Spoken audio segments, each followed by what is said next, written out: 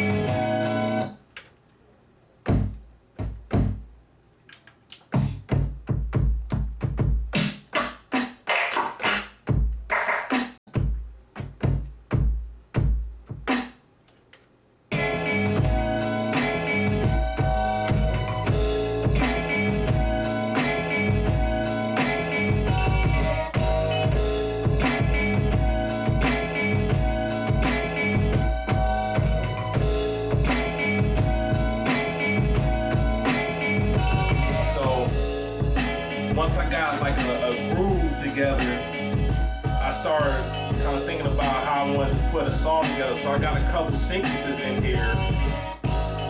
Like I had to add a change up to it from the original groove that I laid down, the first 8.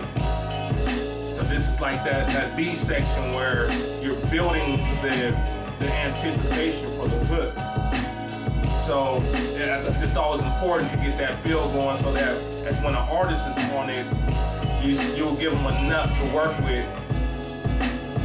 And it's a hook section now, so it has to change and evolve so that the artist has enough to work with, where they don't sound monotonous and the beat has enough going on, but it's not too much where it's detracting from what the artist is saying.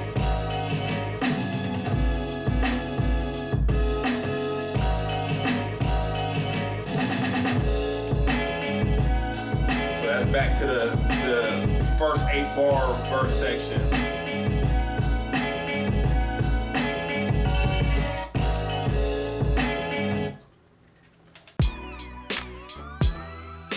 There was a time in my life when I really just didn't have anything, so it was like I was damn near homeless. So when I heard it, the beat spoke to me and made me feel like I was there again, and so I just wanted to share it with the world and then show, you know what I'm saying, like you can basically overcome anything, and that's just a part of my life that beat told me to talk about. So when I first heard the track, it was very soulful, and I don't know, it's like that feeling took me to where I just wanted to share a part of my life when I was going through something.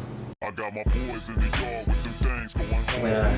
Usually when I write my bars, I use an A-B format. But then sometimes I'll go A-B-B-A, or you know, an A, B, A, B, and that's pretty much the format of where you, A is where you start the first, you know what I'm saying, line, B will be another line, and when you come back to A, it's going to rhyme with the first one. That's pretty much how I formulate it. Then when I think about certain issues, you know, I sit there and I say, okay, this is how I feel, then I find a metaphor, but when I write my metaphors, I don't write it where someone's like hot like the sun, you know what I'm saying? I write a metaphor, but then I write a metaphor inside of that one, so it's like a secret message inside of another one, and pretty much that's my writing style. Just try to be real descriptive so you can feel my pain. So once we got Clint's verses in here, we was trying to figure out the hook for a while. Like, we were thinking about like some singing at first, and we were thinking about like maybe a chant, and we went back and forth playing with a couple different ideas, and what we finally decided to do was get some scratch vocals. So I had the homie J1 scratch in some vocals from a couple records that I chose that kind of conveyed the message and the feeling of the track. So this is what J1 scratched in for us for the hook. But I spent it at my rope, I was one with my temper till I rolled with my dog and I was shunned by my soul, man. I'm in a rap, listen for free. You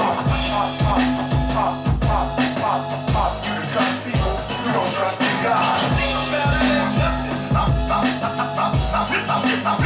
I wanna take lyrics and rhymes on my life.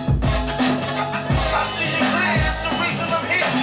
Cities destroyed and so the scratches, I think, added another dimension to the hook, and it brought it up a level.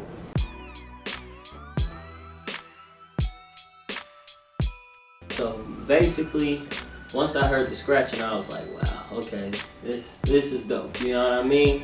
And if you'll notice, like, at the end of the second verse, I started talking about the things that I experienced going into when we did the Regal music album, all the little things with the quote-unquote music industry that we were going through. And the one person that understands and been through all this with me was Senta, F major. And so when I heard it, I was like, you know what, you gotta get on it, you know what I mean? I called him, I was nervous, I was like, okay, man, I gotta get him on this. I don't know if he'll do it or not. So I hit him up and he said, you know, I ain't above getting on the mic. So pretty much became history after that.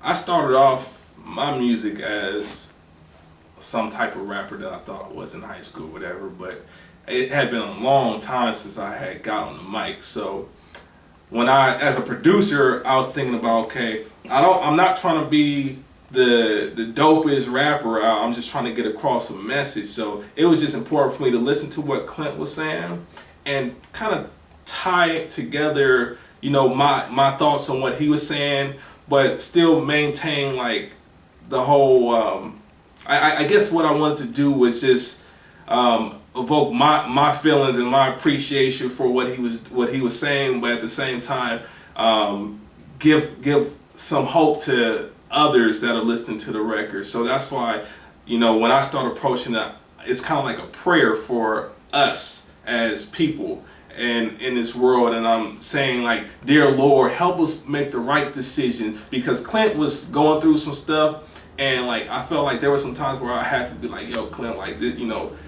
let's stay away from all the madness and the nonsense out here, and let's make some good decisions so we can move forward. So that's where the whole verse that I wrote came from, just kind of expressing what my role was during that time period where we was going through a whole bunch of stuff in this industry.